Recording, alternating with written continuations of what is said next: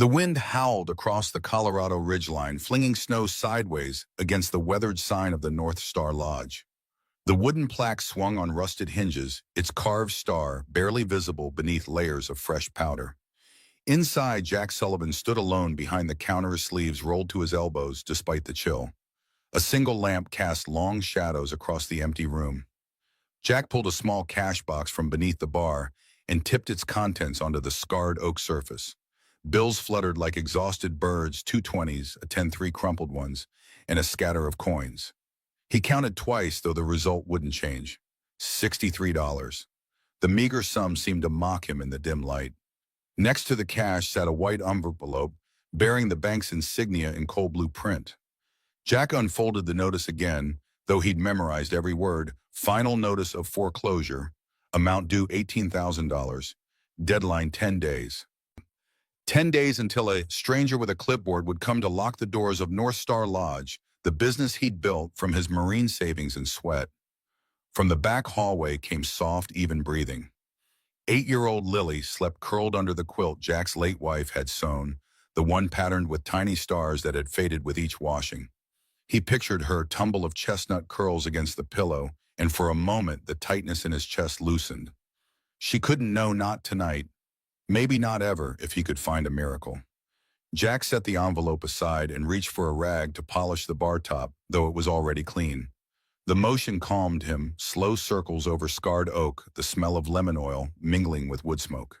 The North Star had been his gamble after coming home from his second tour, a place for travelers and hunters, built on the promise that even in these mountains, people needed somewhere to gather. For a while, summer tourists and autumn hunting parties had kept it alive. But winters were merciless, and last October's freak storm had scared off the final wave of guests, damaging the roof and draining his repairs budget.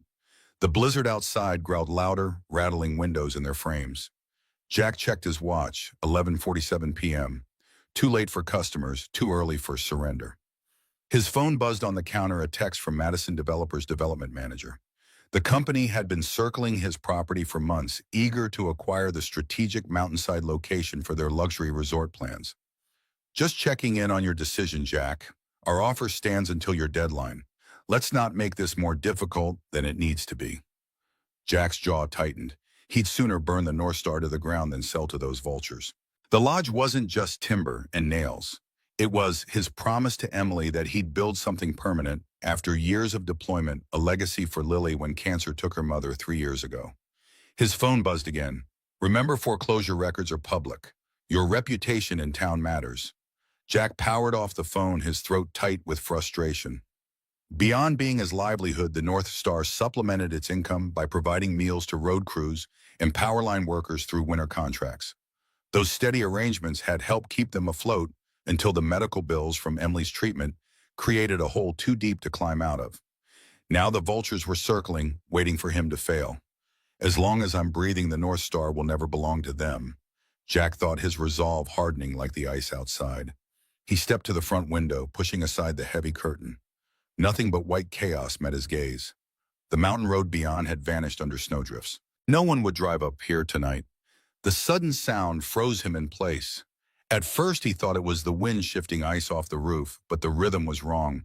A deep mechanical rumble cutting through the storm's howl. Jack strained to listen, his military instincts cataloging possibilities. Snowplow logging truck. But the sound grew clearer. Engines in perfect unison. Motorcycles in a blizzard.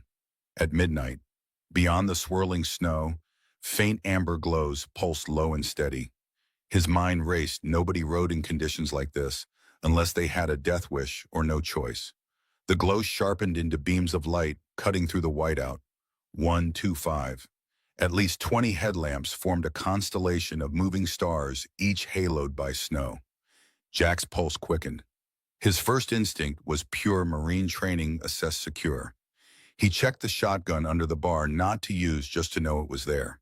Lily's breathing remained steady in the back room. He'd keep it that way. Through the frosted glass silhouettes emerged riders dismounting, their thick jackets, dusted white helmets tucked under arms.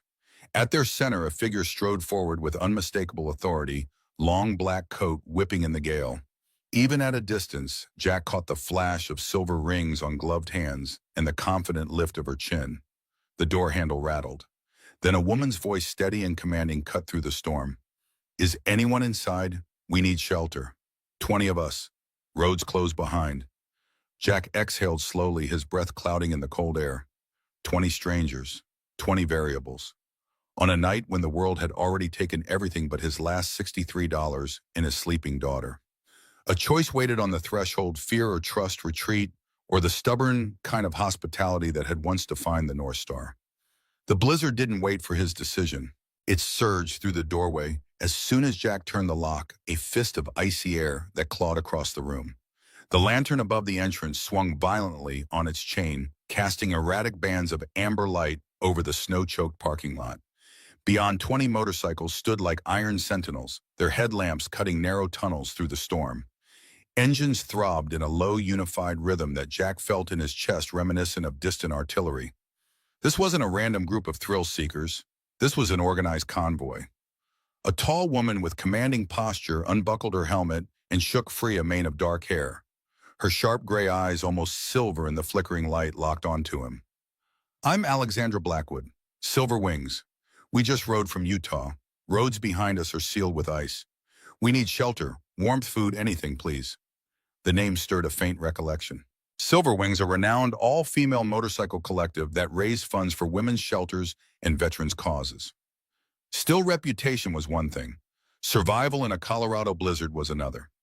Behind Alexander, the rest of the riders dismounted in practiced silence. Their boots crunched over ice-black leather vests marked with silver insignias, a winged helmet, and the words, "Ride free, stand strong." Jack's mind worked through military training. Assess, secure, adapt. 20 strangers meant limited supplies stretched thin. 2 days of canned goods at best, a dwindling bag of coffee, and Lily sleeping soundly in the back. But something steadied within him, perhaps the discipline drilled into his bones, or the memory of fellow Marines offering rations to desert villages. Maybe it was the way Alexandra's plea cut through the storm with urgency, but without panic. Come in, Jack said, voice deep enough to carry over the wind. But kill the engines. Carbon monoxide's no friend tonight. A ripple of relief passed through the group. Alexandra turned, issuing quick, decisive hand signals. One by one, the bikers wheeled their machines under the eaves, covering them with tarps and tying knots, with practiced efficiency despite numbed fingers. Then, like a migrating flock, they filed toward the entrance. The moment they crossed the threshold, the North Star transformed. Warmth and the scent of pine sap greeted them, but so did an almost sacred hush. Snowflakes melted instantly on leather jackets, dotting the wooden floor with silver specks. Jack bolted the door against the gale. Hang your gear near the stove, he instructed. Boots on the mat. Keep the floor dry if you can. Alexandra's glance swept the room, the scarred oak bar, the dim neon beer signs from another decade, the solitary Christmas wreath Lily had hung on a window pane. Nice place, she said, her voice lower now, but still edged with authority. It was once Jack replied, the words more honest than he'd intended. The bikers fanned out, shaking off snow and stamping warmth into their toes. Their vests bore embroidered names: Maria Schuyler, Jen Terra, each telling a story Jack couldn't yet read. Some women looked barely 30. Others carried the seasoned calm of riders who'd seen 1,000 highways. Tattoos traced their arms and necks like topographical maps of lives he knew nothing about. Lily's soft footsteps startled him. She appeared in the hallway doorway, quilt draped around her shoulders, eyes wide at the sight of so many strangers. Jack crouched beside her. It's okay, sweetheart. These ladies got caught in the storm. They just need a safe place tonight. A silver-haired biker with kind eyes and a Celtic knot tattoo knelt to Lily's height. Hi there, little one. I'm Maria. We don't bite, promise. Lily's nervous glance shifted to her father. At his nod, she gave a small wave, and the tension in the room softened just enough for Jack to notice. Alexandra removed her gloves and extended a firm, calloused hand. Thank you. We'll pay for every crumb we eat, every drop we drink. Name your price. Jack shook her hand, noting the strength in her grip and a faint scar along her knuckles. Prices: stay warm, stay respectful. We'll figure the rest later. A murmur of appreciation passed among the riders. Jack moved behind the bar, mentally inventorying supplies. I've got chili fixings, some beans, bread. Coffee, though it's rationed. Beans and bread sound like a feast, someone said, earning a round of appreciative chuckles that brightened the room further. Within minutes, the North Star transformed from a deserted outpost into a bustling refuge. Jackets hung heavy on hooks, boots steamed near the stove, the air filled with the metallic scent of thawing leather and the earthy aroma of chili simmering on the old iron range. Alexandra settled at a corner table, eyes never fully leaving Jack. She spoke in low tones to Maria, who nodded toward the bank envelope Jack had left on the counter without realizing it. He quickly tucked it under the ledger, but Alexandra had already noticed. "You running this place alone?" she asked when he returned with mugs of steaming coffee. "Mostly. My daughter helps when she can." "That's a lot on one man," Alexandra said not unkindly. Jack met her gaze for a long beat, the storm outside hammering the walls. He wasn't ready to share the rest of the debt, the 10-day deadline. But something in her look made him suspect she'd already read more than he'd spoken. As the night deepened, snow battered the windows in relentless sheets. Yet inside, warmth thickened like a second skin. Laughter sparked here and there as the bikers swapped road stories. Lily, now fully awake and curious, perched on a stool, watching Jack ladle chili into bowls. Every so often, she whispered questions about tattoos or bikes, which the women answered with patience and smiles. Jack felt an odd sensation, a fragile peace, as though the storm had pushed an unexpected family onto his doorstep. He moved among the tables with quiet efficiency, refilling mugs, adding logs to the fire. Each action, simple and necessary, felt like a small stand against despair. Near midnight, when the last bowls were scraped clean and the wood stove glowed like a captured sun, Alexandra caught his eye again. There was curiosity there, but also a glint of something he recognized from long ago patrols, respect for a fellow soldier, even if she didn't yet know the details. Jack didn't know that this night, with 20 strangers and a blizzard sealing them in, was only the beginning of something far larger than a rescue from the cold. As dawn's first pale light filtered through frosted windows, the North Star Lodge no longer felt like the solitary outpost Jack Sullivan had locked up hours earlier. It had become a small, living world. Tables were pushed together to form long communal benches. Riders in jackets embroidered with silver wings served coffee and passed baskets of bread that Maria had somehow produced from their limited supplies.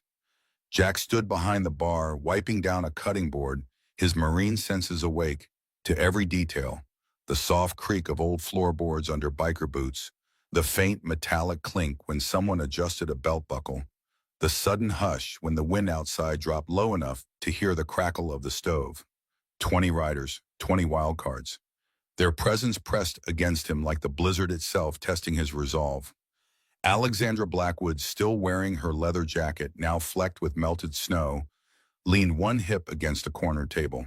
Morning light caught in her dark hair, throwing silver highlights that matched her eyes.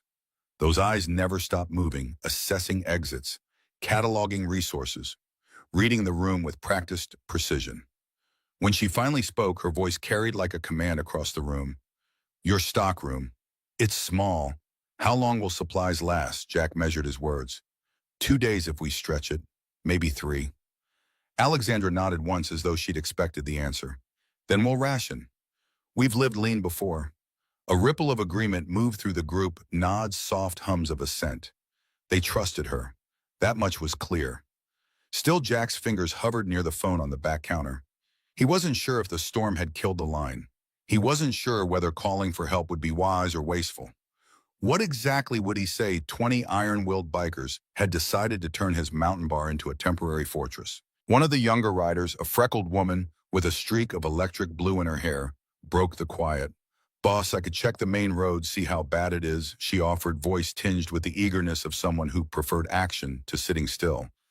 Alexandra's eyes flashed. No one rides blind in a whiteout. The rider exhaled but obeyed. Discipline rippled outward again. Jack took the moment to step forward. "There's a generator out back. Old, but it'll keep the stove and a few lights if the power cuts. We'll need to clear the exhaust pipe before it ices shut. I'll handle it when the wind drops." "I'll come with you," Alexandra said immediately. Something in her tone left no room for polite refusal. Jack gave a short nod. "Suit up in 10. I'll gather tools." The other bikers exchanged glances but said nothing. Respect for their leader and maybe curiosity about this quiet ex-Marine kept them still. In the side room where the generator squatted under a sheet of rime, the storm hit like a living thing. Snow pelted their backs in wet, hard slaps. Jack crouched by the exhaust pipe chipping away ice, while Alexandra braced herself against the wall and scanned the tree line with the vigilance of someone accustomed to watching horizons. "You've done this before," she said over the howl of wind. Jack kept his focus on the wrench. "I've kept things alive in worse places. Military used to be." Alexandra tilted her head, sharp eyes narrowing. "Marine." Jack tightened the bolt until it squealed. "Something like that." Alexandra studied him a moment longer, but didn't press. "My father served in the Corps," she said finally. "Did 2 tours. Never came home from the second." The wind seemed to hold its breath. Jack met her gaze, the shared understanding, wordless and heavy. Then he gave a single nod.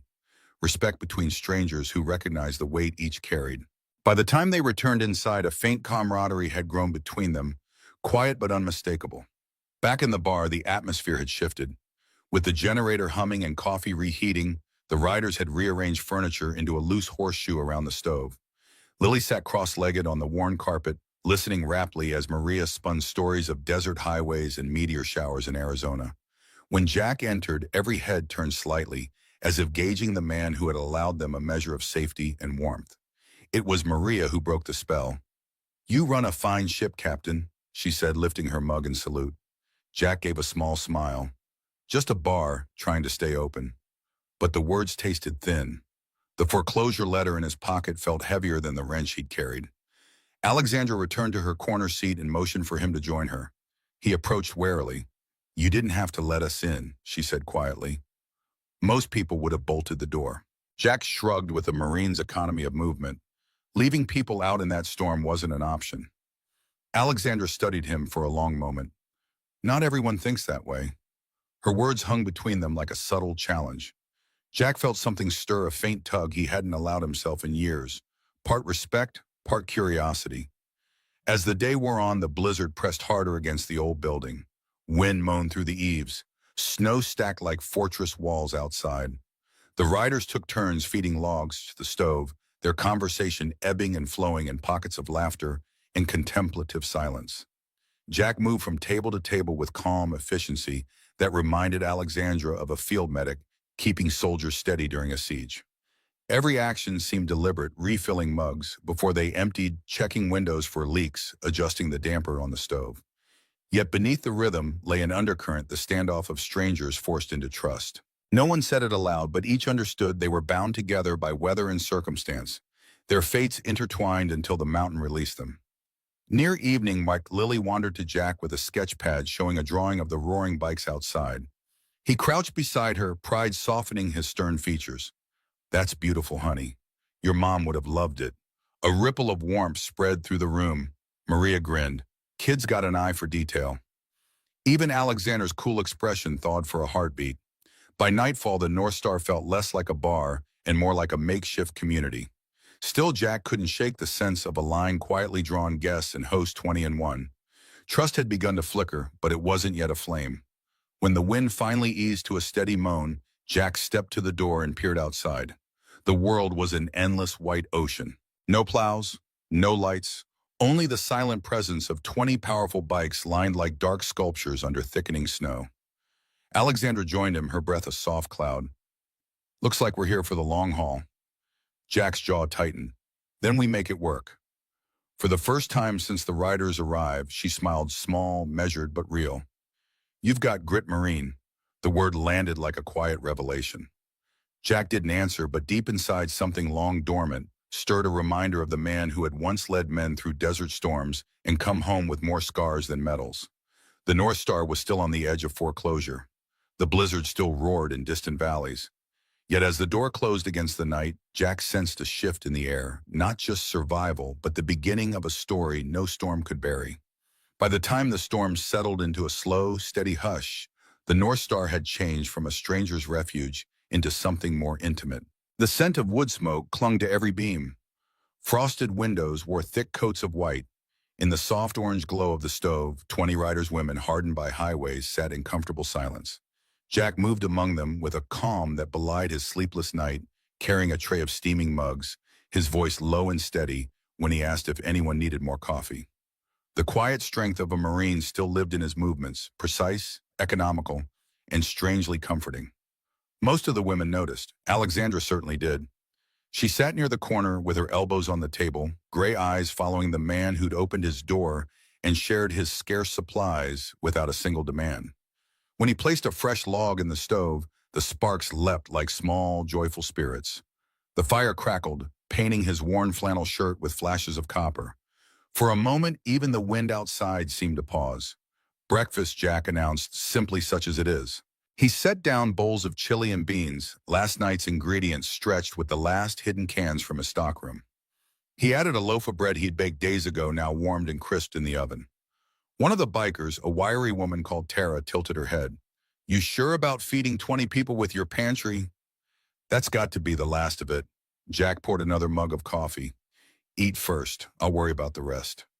The room fell into an almost reverent silence as spoons scraped bowls and the warmth of food began to settle into cold, stiffened limbs. The humble feast, beans, bread, coffee, tasted better than any diner meal they could recall. Lily wandered in, rubbing sleep from her eyes. Her hair tumbled in coppery curls, and the sight of so many leather-clad strangers might have sent another child running, but Lily simply blinked, then smiled shyly. "Morning, sweetheart," Jack said, his tone softening. "These are our guests. Ladies, this is Lily."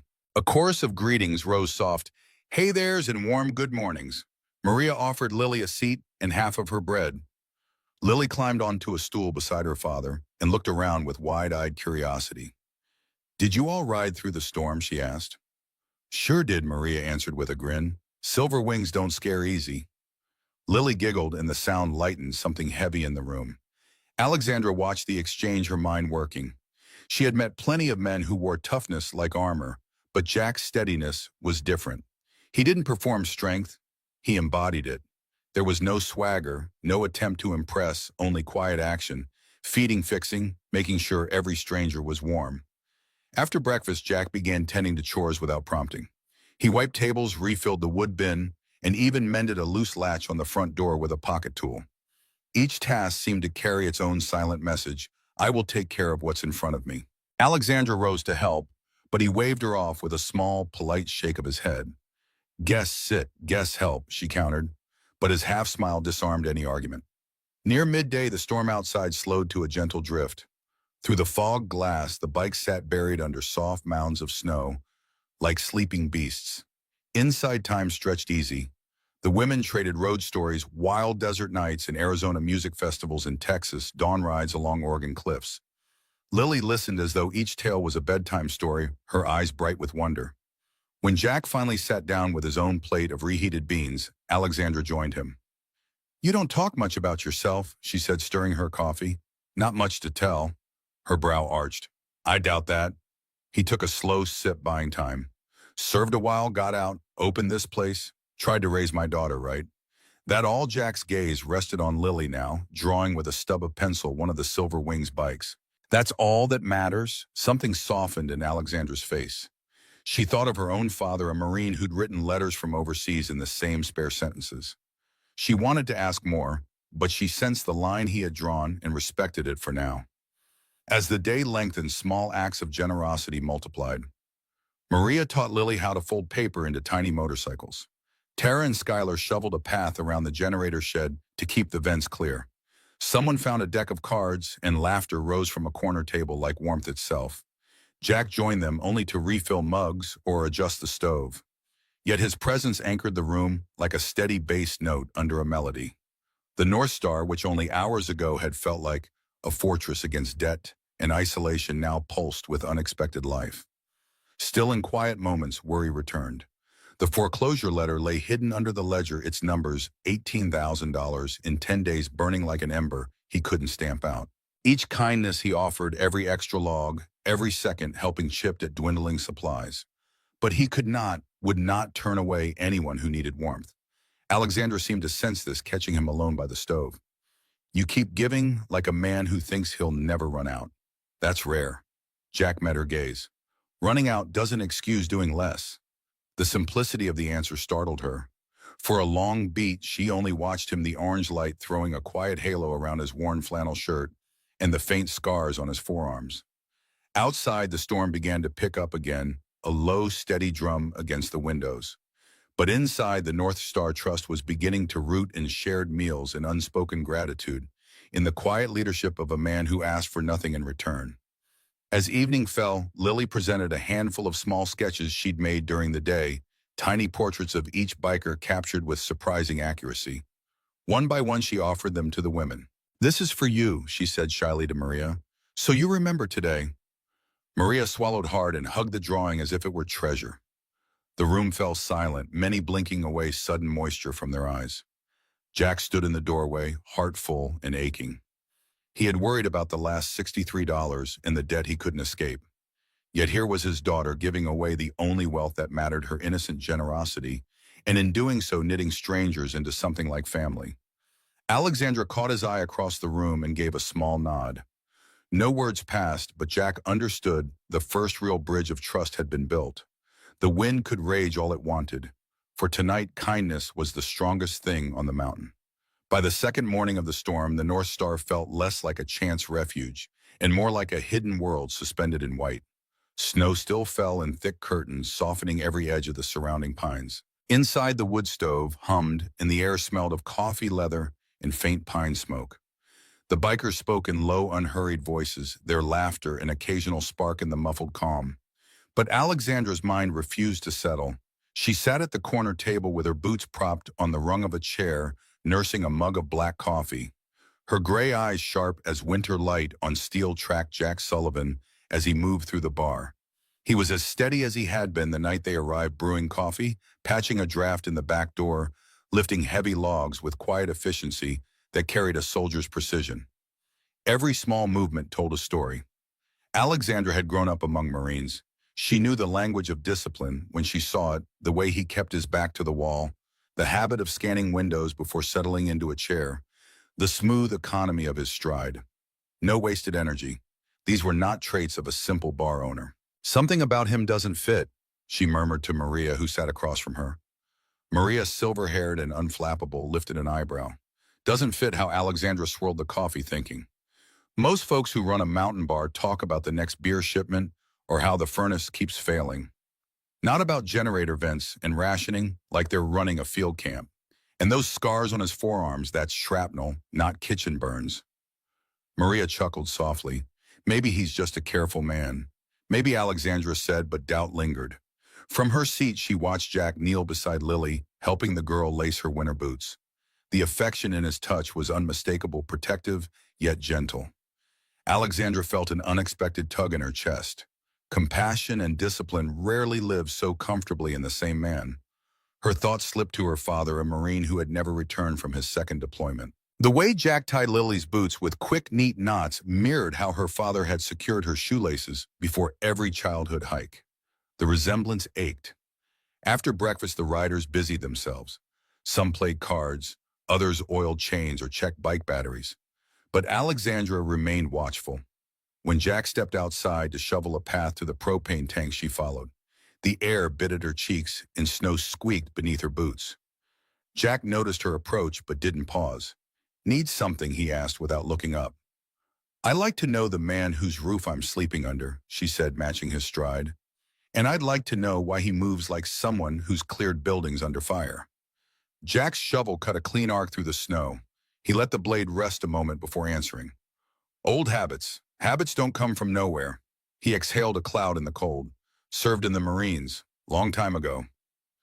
Alexandra folded her arms.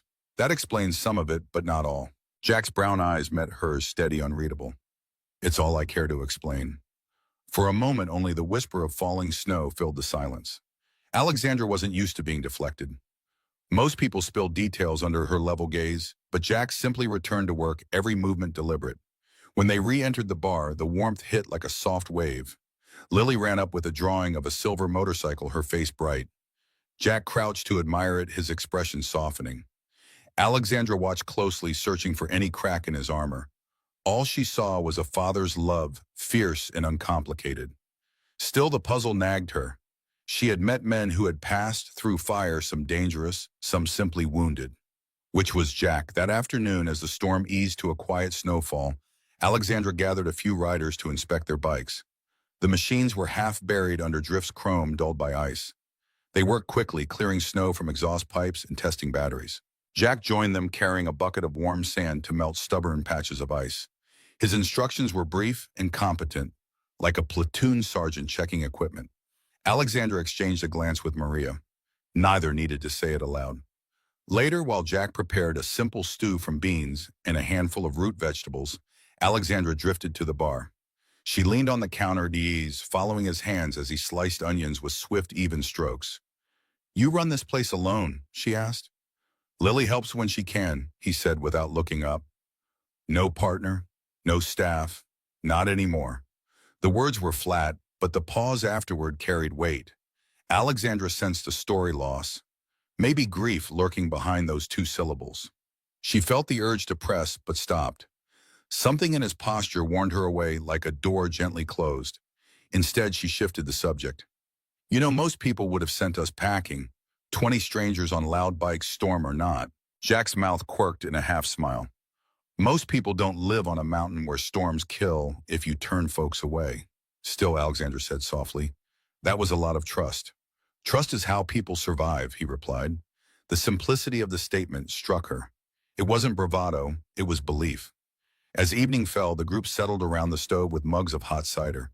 Lily sat cross-legged on the floor, giggling, as Skylar taught her a biker card game.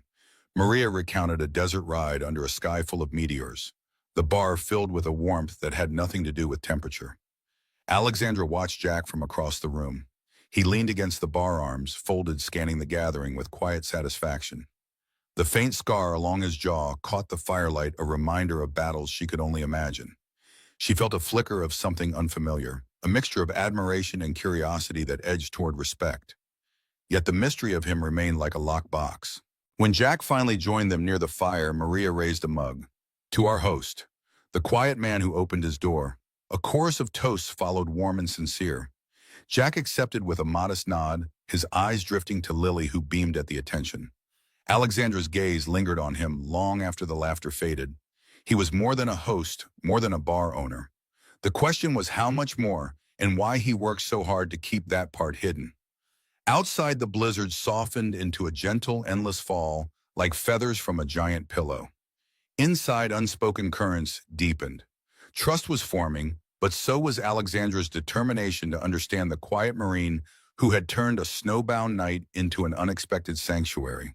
She didn't yet know that the answer waited not in words, but beneath a single button of his worn flannel shirt, a secret etched in ink and scar tissue, soon to change everything. Night settled over the mountains like a heavy wool blanket. Outside, the blizzard that had once screamed now murmured in softer tones, but the cold cut deeper than ever. Inside, logs hissed and popped in the stove, sending waves of heat that mingled with the scent of pine sap and slow-cooked beans.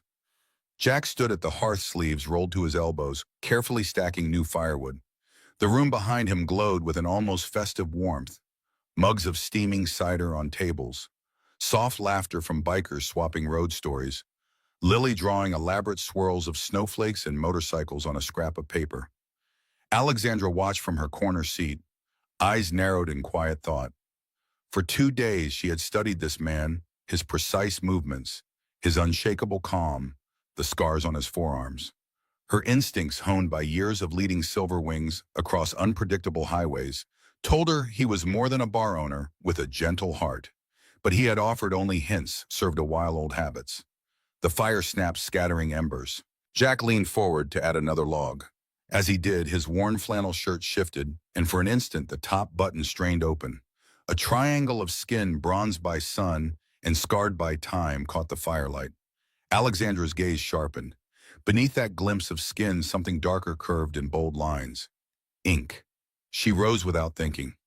The room's laughter dimmed behind her as she crossed the floor boots, silent on the pine boards. Jack didn't notice her approach, his focus on the stove.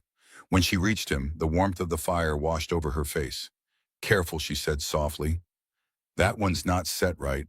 He turned, surprised but calm. "Thanks, almost done."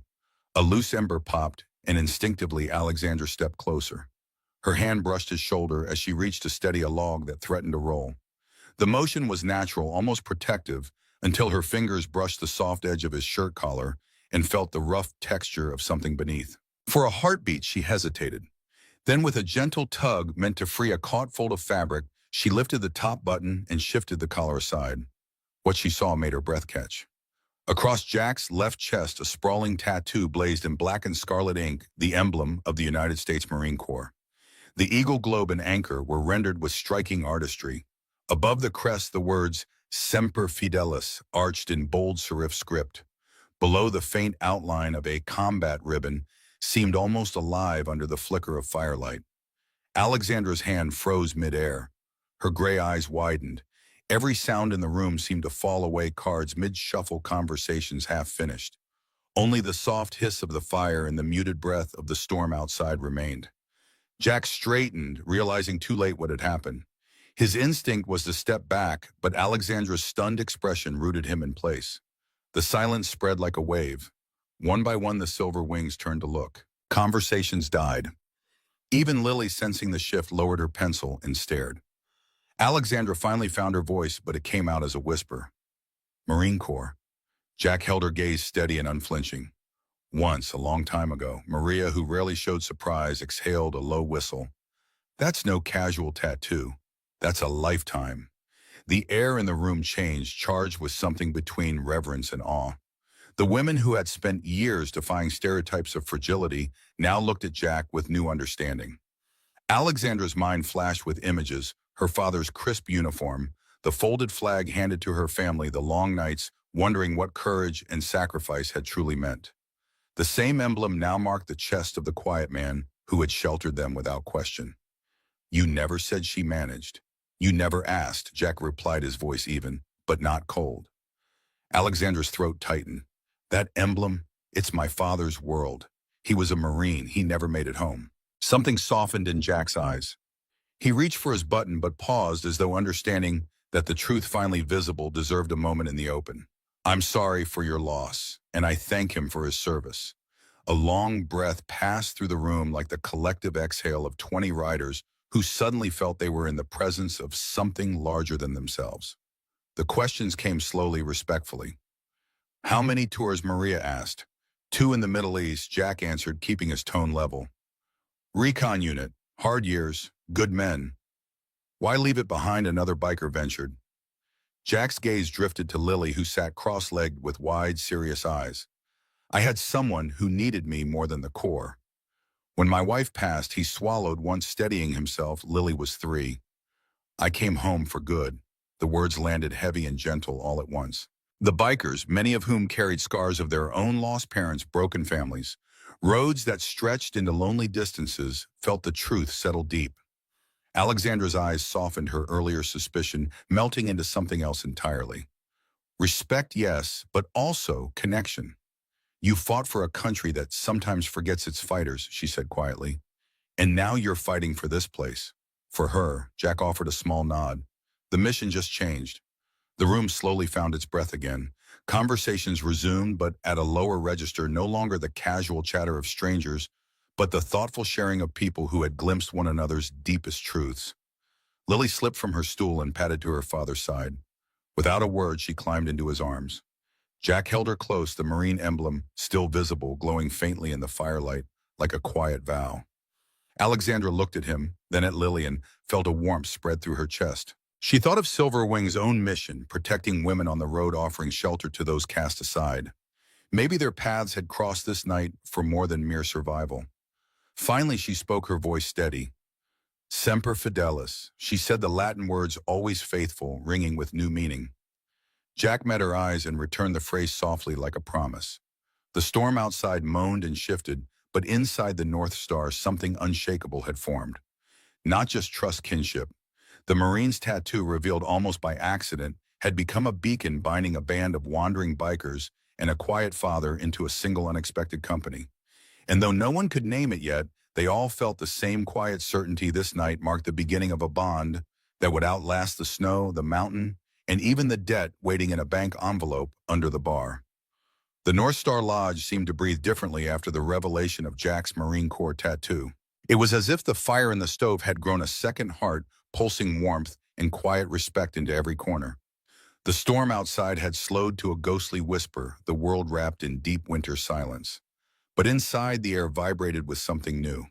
kinship. Dawn filtered through frost-covered windows as Alexandra Blackwood knelt before the old ham radio she'd retrieved from her saddlebags.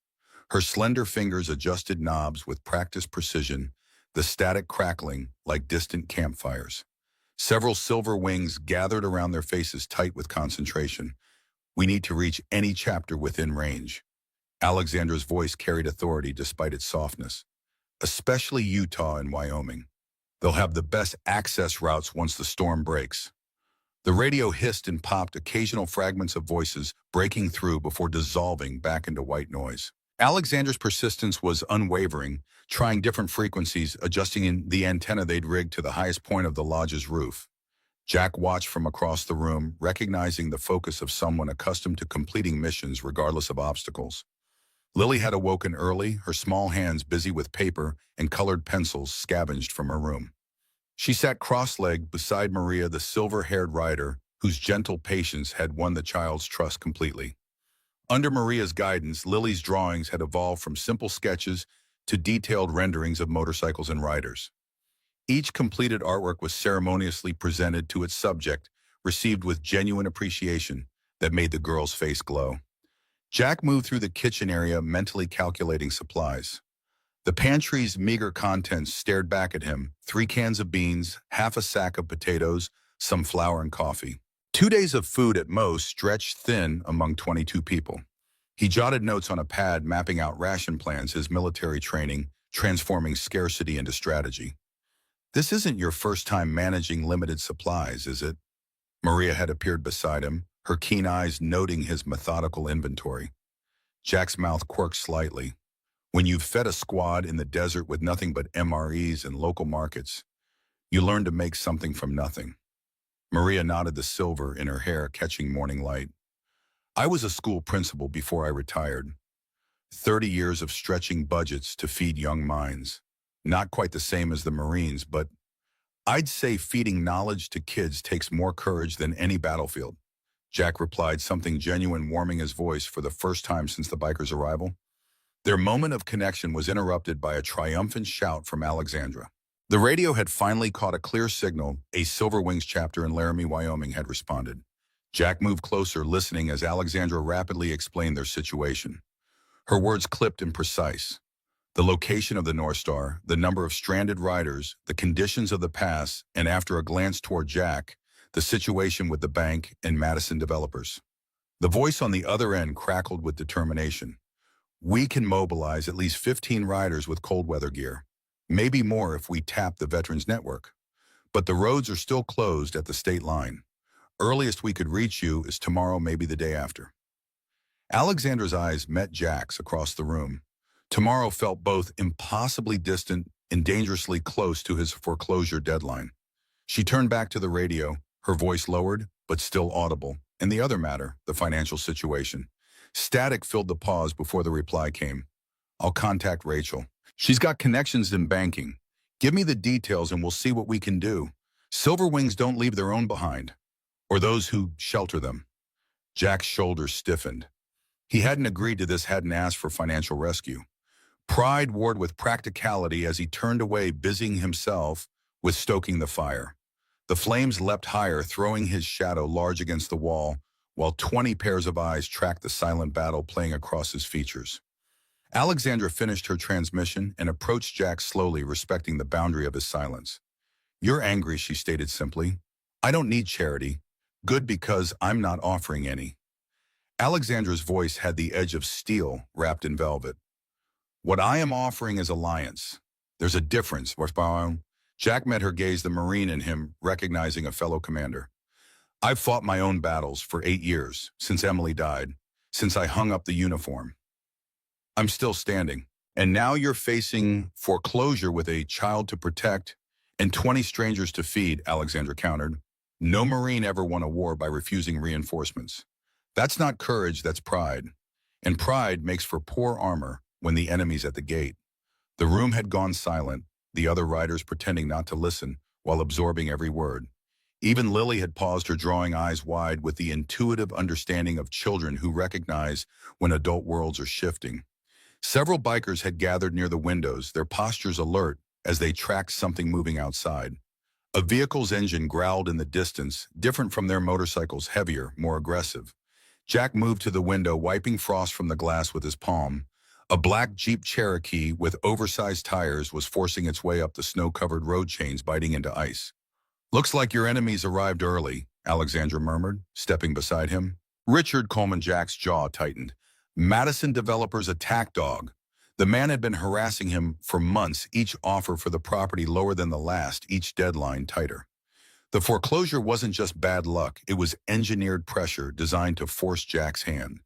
The Jeep parked with aggressive precision directly in front of the North Star's entrance, engine running, as if to emphasize its driver had no intention of staying long.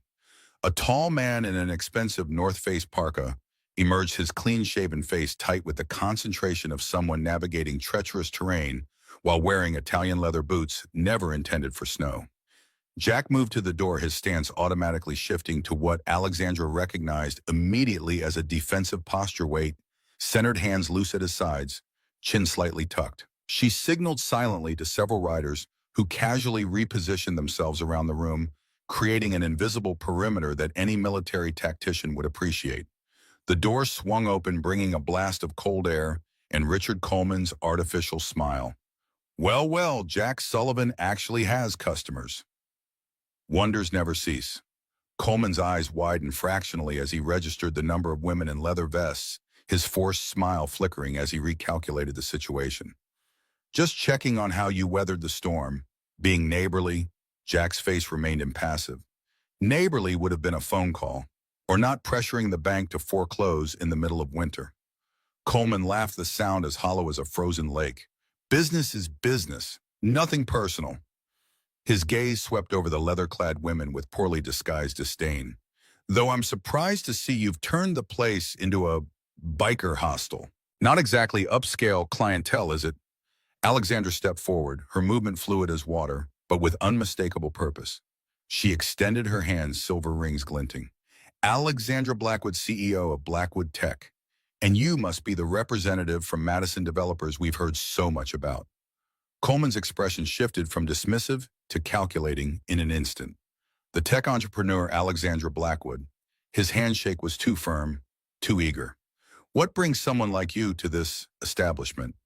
"My organization, Silver Wings, appreciates authentic American experiences." Alexandra's smile never reached her eyes. "Places with history, character, and proprietors who understand the meaning of service. We've been evaluating potential investment opportunities throughout the Mountain West. Locations with untapped potential." The words hung in the air, pointed as icicles.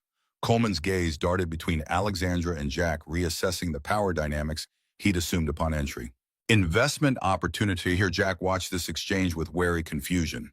Whatever game Alexandra was playing, he hadn't agreed to the rules.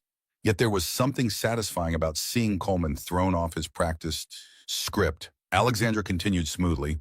"Mr. Sullivan's establishment has exactly the character profile our network seeks. Authentic, veteran-owned, community-centered. We're quite interested in what it might become with the right partnership structure." Coleman's smile returned sharper now. "Well, that's fascinating timing, considering the property's current financial challenges. Perhaps we should discuss possible arrangements.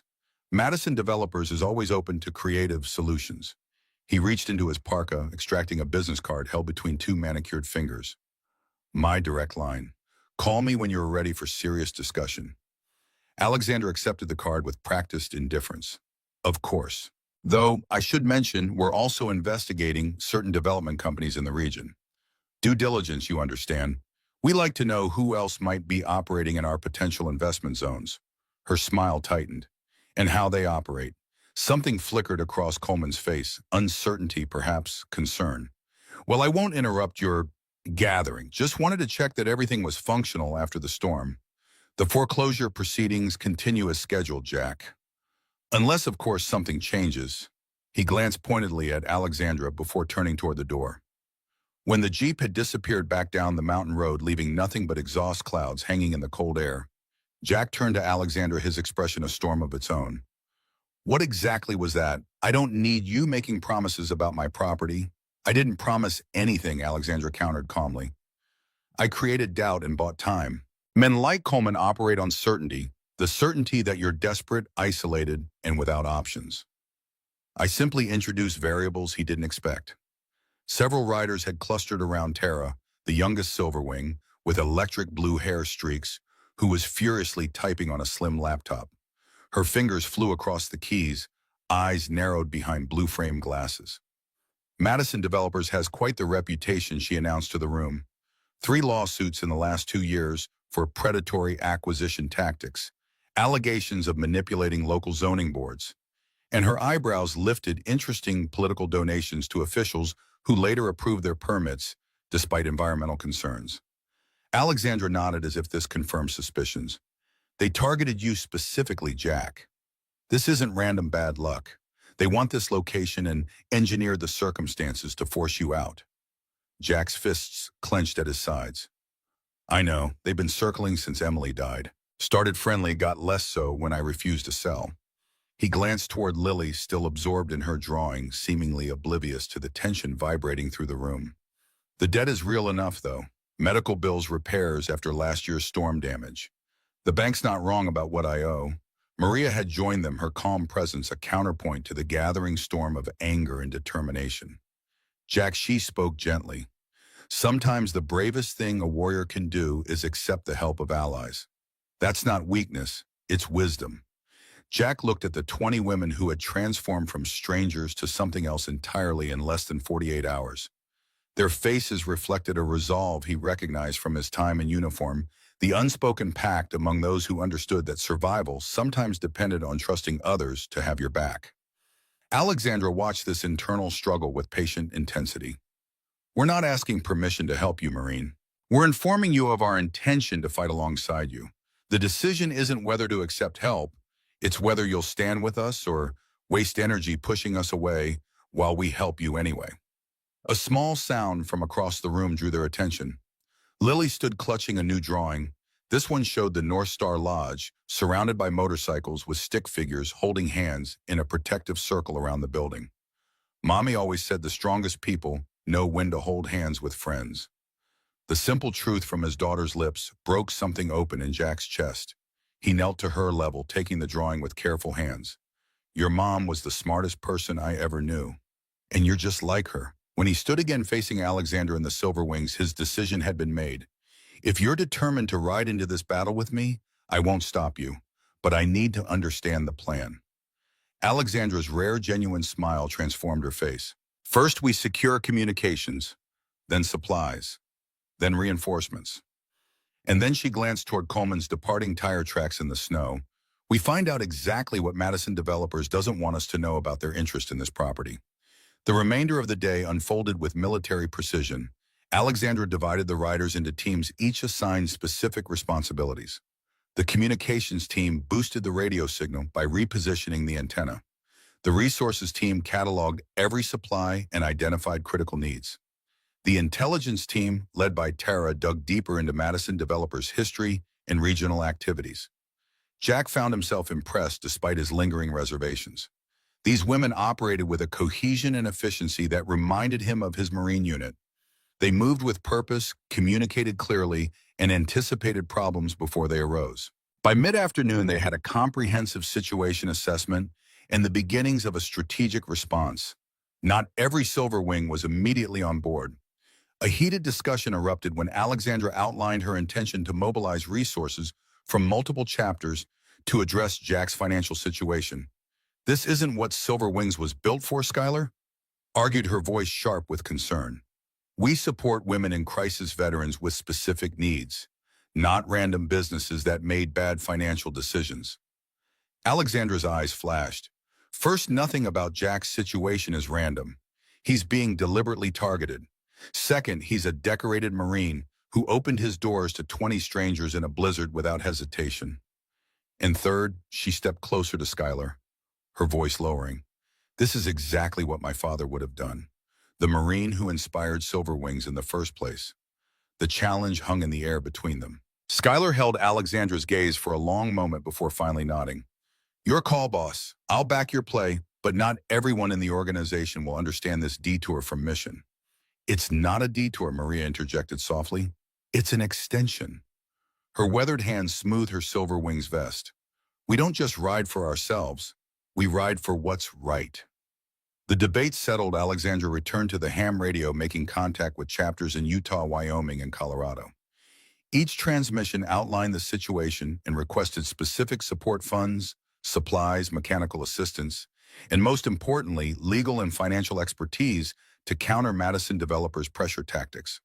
With each successful contact, a map on the wall grew more detailed, marking the locations of responding chapters and their estimated arrival times once the roads cleared. Jack watched this mobilization with growing amazement, the realization dawning that what had begun as a chance encounter in a blizzard was evolving into something that felt remarkably like a military campaign. "I never expected this kind of response," he admitted to Alexandra as they studied the map together. 20 women stuck in a storm, I can understand. But this, he gestured to the markers representing over 100 riders preparing to converge on the North Star. "This is something else entirely." Alexandra's expression softened. "You recognized my father's Marine Corps values when I told you about him. Now you're seeing mine. I built Silver Wings on the principles he lived by: loyalty, honor, courage. We don't leave people behind, especially those who've sacrificed for others." A sudden commotion near the front windows interrupted their conversation. Tara called out with urgency, "Weather report just came through on emergency bands. Another storm system is moving in fast. Smaller than the first, but it's going to drop another foot of snow before morning." Jack moved quickly to the window, studying the horizon where dark clouds were already gathering against the afternoon sky. The news complicated everything. Additional snow would further delay any arriving reinforcements, stretch their dwindling supplies, and increase the risk of power failure. "How's our generator fuel?" he asked mine, already calculating alternatives. "Half tank," Skylar reported. "Maybe 12 hours at current usage." Jack's decision was immediate. "We cut power use to minimum. Heat only in the main room, one light, cooking only when absolutely necessary." He turned to the group, his Marine Command presence emerging naturally. "We need to consolidate everything in here. Sleeping arrangements near the stove. Body heat will help conserve fuel. Water from melted snow stored in every available container." The riders moved without question, recognizing the voice of experience. Jack continued issuing directions, each instruction clear and purposeful. They would weather this second storm through discipline and preparation. As the group reorganized the lodge's main room, Alexandra intercepted a radio transmission that sent a chill through her that had nothing to do with the approaching storm. She motioned Jack aside, her expression grave. "That was our contact in town. Coleman's been at the bank all afternoon. He's pushing to expedite the foreclosure process, trying to move it up before any help can arrive." Jack's face hardened. "Can he do that?" "Legally, maybe not. But he's got leverage with the bank president, golf buddies apparently. He's painting a picture that you're converting the property to some kind of unauthorized biker compound. Using us as evidence, you're violating zoning regulations." The manipulation was as clear as it was infuriating. Coleman had seen Alexandra's interest as a threat and was moving to cut off any possibility of rescue. Jack paced the length of the bar, mind racing through diminishing options. Even with the Silver Wings support network mobilizing, they couldn't outrun a fast-tracked foreclosure. Alexandra watched him process this setback, noting the way his shoulders remained squared, despite the weight bearing down on them. Her phone buzzed, a rare signal getting through the storm. The message was from her company's legal department, responding to her earlier inquiry about Madison developers. Her sharp intake of breath drew Jack's attention. "What is it?" Alexandra held up the phone, her expression fierce with discovery. "County records. Madison has been buying up properties all along this ridge. 6 acquisitions in the last year. And there's a filing with the State Environmental Office for a major development project, a luxury resort complex. But they're missing a crucial access point for their main entrance." She zoomed in on the property map. "Your property, Jack. The North Star sits exactly where they need their grand entrance to be." Understanding dawned across Jack's features. "That's why the pressure. That's why the rush. Without this land, their entire project design fails. And they'd rather force you into foreclosure than pay what the property is actually worth." Alexandra concluded, the pieces fitting together. "They're not just being opportunistic, they're being predatory." This revelation reverberated through the room as other riders gathered to examine the evidence. The abstract concept of a financial deadline had transformed into something more tangible, A deliberate attempt to steal not just Jack's business, but his home and future. As if responding to the mounting tension inside, the storm outside intensified. Wind howled against the windows with renewed fury, and snow began falling in thick diagonal sheets. The sky darkened prematurely, afternoon surrendering to a false twilight as clouds smothered the mountain. Jack stood at the window watching nature's assault mirror his internal turmoil. 8 years of building this place, of creating a stable home for Lily after losing Emily, of finding purpose beyond the core, all of it threatened by corporate greed disguised as business strategy. Alexandra's voice broke through his thoughts. We fight this on two fronts: legal counteraction through our network and a direct appeal to the bank's regional manager, who fortunately is a Silver Wings supporter's brother-in-law. She placed a hand on his shoulder, the contact brief but grounding. This isn't over, Marine, not even close. Before Jack could respond, a sharp crack split the air, followed by a deep rumbling that shook the building to its foundation. Everyone froze, recognizing the sound instantly: avalanche. Not close enough to threaten them directly, but certainly near enough to block the already tenuous mountain road completely. We're cut off now, Jack stated the obvious, his voice calm despite the implications. No one in or out until road crews clear the pass. Could be days.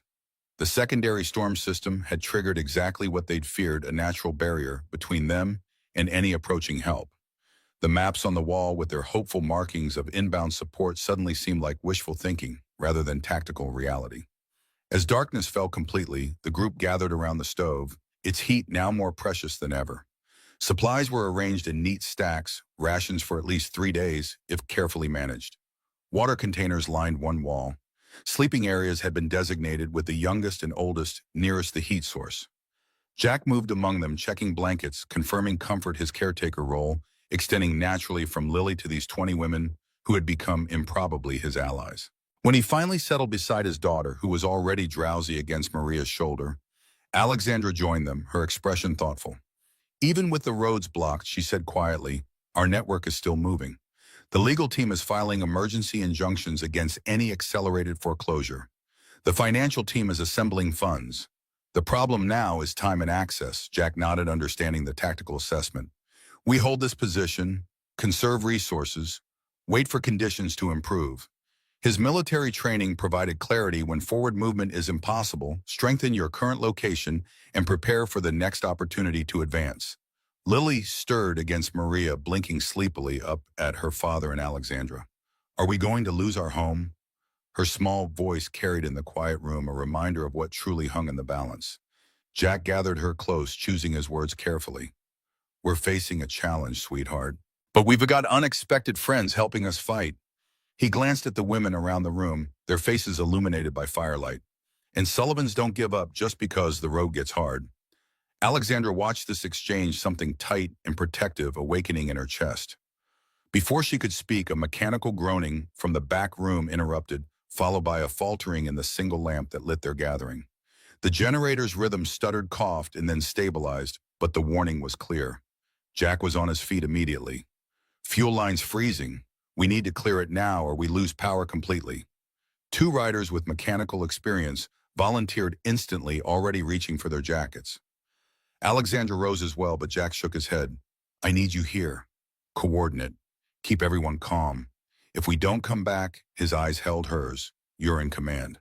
The unexpected transfer of authority, so natural, so rooted in their shared understanding of leadership, momentarily silenced her. Then Alexandra nodded once, accepting the responsibility with the gravity it deserved. We'll be ready either way. Jack and the 2 riders disappeared into the howling darkness, the door closing behind them with ominous finality. Those remaining gathered closer to the stove, their conversations hushed, eyes frequently darting to the windows, where snow pummeled the glass with increasing violence. Alexandra settled beside Lily, who watched the door with wide, worried eyes. Your dad is very good at fixing things, she assured the child. It's what Marines do. They find solutions when most people only see problems. Lily's small fingers found Alexandra's, gripping with surprising strength. Daddy says Marines never leave anyone behind, but sometimes people leave anyway, like Mommy. The simple truth pierced Alexandra's carefully maintained composure. She drew the girl closer, finding words that honored both the fear and the hope. Some departures we can't prevent, no matter how brave or strong we are. But your father isn't going anywhere, and neither are we. She gestured to the silver wings around them. We're all standing guard tonight. Minutes stretched into a tense half-hour with no sign of Jack and his repair team. The generator's rhythm had stabilized somewhat, but still stuttered occasionally, each hiccup sending a ripple of anxiety through the gathered women. Alexandra maintained a calm exterior, but her eyes never left the door, tracking each second of absence with growing concern. When the door finally burst open, admitting a blast of frigid air and three snow-covered figures, the relief was palpable. Jack stamped his boots, snow falling in clumps from his jacket, his face red with cold, but his eyes bright with achievement. Fix the fuel line and reinforce the exhaust vent, he announced, his breath clouding in the warmer indoor air. We should be good until morning at least. What had seemed like a simple repair had clearly been a battle against elemental forces. The three returned with minor injuries, a scraped knuckle, a bruised shoulder from slipping on ice. But their success had secured the one thing the group couldn't survive without: heat.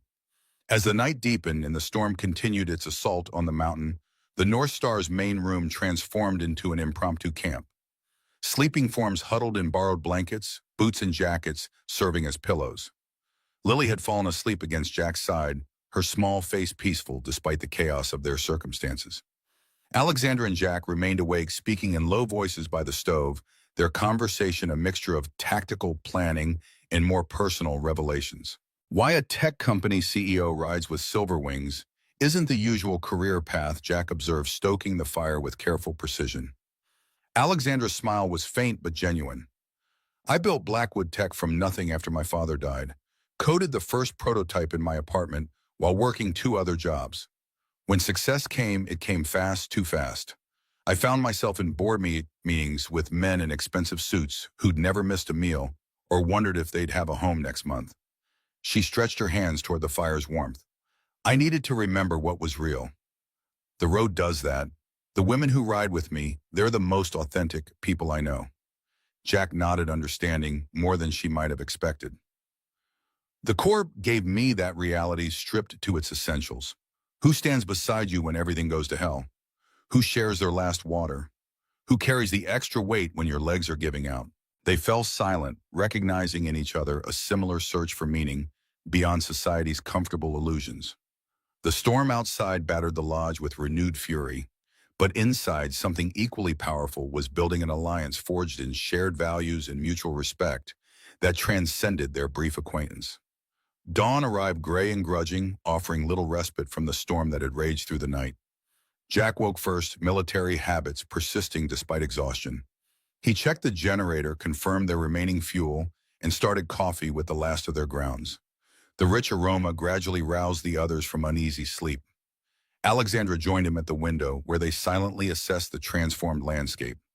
Snow had drifted against the lodge's walls in some places, reaching halfway up the windows. The motorcycles were completely buried, only the tallest handlebars visible above the white expanse. The mountain road had vanished entirely beneath fresh powder, at least 2 feet deep. How bad, she asked simply. Bad enough, Jack replied. No traffic getting through this until county plows make it up. Could be another day. Maybe 2. Alexandra processed this with the calm of a leader accustomed to adjusting plans mid-execution. Our supplies, Jack's assessment was equally direct. Food for 1 more day if we stretch it. Generator fuel for maybe 12 hours. After that, it's the fireplace and whatever we can scavenge. The stark reality of their situation hung between them, neither sugarcoating the challenges ahead.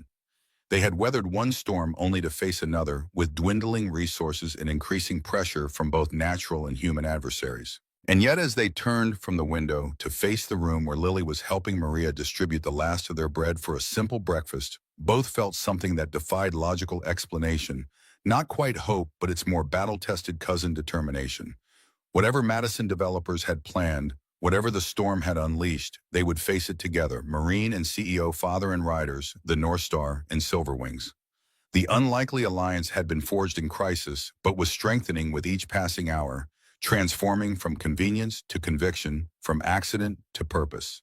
Outside, the snow continued to fall, but inside, plans were taking shape that would change everything, not just for Jack and the North Star, but for Silverwings and the entire mountain community. None of them could have predicted how their convergence would alter the landscape both literally and figuratively in the days to come. The second storm had sealed them in, but it had also sealed their commitment to a fight that was only beginning. Madison developers had miscalculated badly when they had assumed Jack Sullivan stood alone. They would soon discover the error of underestimating what happens when warriors recognize each other and choose to stand together regardless of the odds. As the day progressed, Jack and Alexandra continued to develop their strategy, neither fully aware that their alliance was evolving into something beyond tactical, something that would eventually challenge not just a corporate developer's plans, but their own carefully guarded hearts as well. The temperature in the North Star Lodge had fallen to dangerous levels overnight. Frost patterns crept across interior walls, and exhaled breath hung visible in the air like reluctant ghosts. The 22 people huddled in the main room had abandoned individual spaces, forming a tight circle around the wood stove, their last reliable source of heat after the generator had finally surrendered to the brutal cold during the pre-dawn hours. Jack Sullivan knelt before the stove, methodically coaxing flames from their dwindling supply of dry wood. His movements were precise, born from years of military survival training and harsh mountain winters. Each log was precious now, each ember essential. The cold had become an entity, with weight and presence pressing against them from all sides, probing for any weakness in their defenses. "We're down to the emergency cache," he informed Alexandra without looking up. "Maybe 6 hours of good burning left." Alexandra nodded, her commanding presence subdued but unbroken. Silver rings glinted on fingers that had gone pale with cold despite her fingerless gloves. 3 Silver Wings riders had already developed worrying coughs, minor for now, but concerning in conditions that would only deteriorate further. Lily remained remarkably resilient, her small body nestled between Maria and Skylar beneath every available blanket. The child's optimism persisted despite their dire situation, her voice occasionally rising to share observations or questions that reminded the adults of the innocence they were fighting to protect. "How cold before pipes freeze?" Alexandra asked, her tactical mind continuously assessing threats. "Already happening," Jack replied, positioning another log with careful precision. "I've drained what I could, left taps dripping. Might save some of the system." The faint crackle of the radio interrupted their exchange, a signal breaking through static for the first time in hours. Alexandra moved swiftly to the device, adjusting dials with fingers that had grown clumsy in the cold. Through sporadic bursts of white noise came a woman's voice, determined and clear. "Approaching from Wyoming side. Plows clearing. ETA approximately 4 hours. 20 riders with supplies. Confirm if you receive." Alexandra's eyes met Jack's across the room, a flash of triumph passing between them. She pressed the transmit button. Message received. 22 souls holding position. Conditions deteriorating. Generator failed. Heating critical. Medical concerns developing. The response came through stronger. Understood. Expediting approach. Bringing medical fuel food. Electrical team included. Hold position. A ripple of cautious hope moved through the gathered women. 4 hours suddenly seemed both impossibly distant and tantalizingly close, the difference between hypothermia and salvation. Jack unfolded a thermal emergency blanket he'd kept in his survival kit, draping it across 3 of the older riders who had begun showing early signs of cold stress. Alexandra joined him, her voice pitched low. That was Karen from Laramie chapter. If she says 4 hours, she means it. She's Army Corps of Engineers. Doesn't make promises she can't keep. Jack nodded, military instincts, trusting her assessment of a fellow veteran. He swept his gaze across the room, calculating needs versus resources with the precision that had kept Marines alive in hostile environments. They would need to consolidate, further share more body heat, and possibly move everyone into the kitchen, the smallest space with the best insulation. Before he could suggest these measures, the distant sound of an engine cut through the morning stillness. Not the rumble of motorcycles, but the aggressive growl of a vehicle pushing through deep snow. Jack moved to the frost-covered window, scraping a viewing space with his palm. His muscles tensed as he recognized the black Jeep Cherokee forcing its way up what remained of the road. Richard Coleman had returned, and this time he'd brought reinforcements. A county sheriff's vehicle followed closely behind. "We've got company," Jack announced, his voice commanding immediate attention. "Coleman's back," brought the sheriff with him. Alexandra joined him at the window, her expression hardening as she assessed the new threat. Could be a legitimate welfare check, or could be another pressure tactic. The room transformed instantly from a group of cold survivors to a defensive unit. Silverwings moved with practiced coordination, those with legal backgrounds gathering near the front, while others ensured Lily was kept safely away from any confrontation. Maria retrieved a small camera from her bag, ready to document whatever transpired. Coleman emerged from his vehicle, first his expensive parka immaculate despite the treacherous conditions. The sheriff followed, a stocky man with a weathered face partially hidden beneath a regulation winter hat. Both men trudged through knee-deep snow toward the entrance, Coleman's Italian boots, now protected by hastily added snow gaiters. Jack opened the door before they could knock, standing firmly in the threshold. Sheriff Donovan, Richard. Unusual weather for a social call.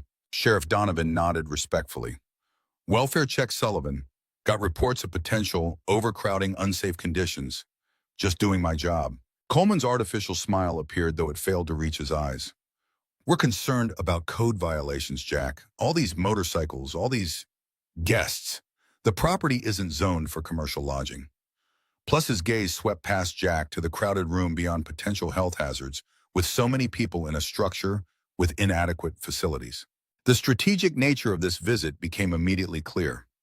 Coleman was attempting to use safety regulations as a weapon, creating a pretext for forcing everyone out and potentially accelerating the foreclosure by documenting violations. Alexandra stepped forward, her CEO persona fully engaged despite the cold that had turned her lips slightly blue.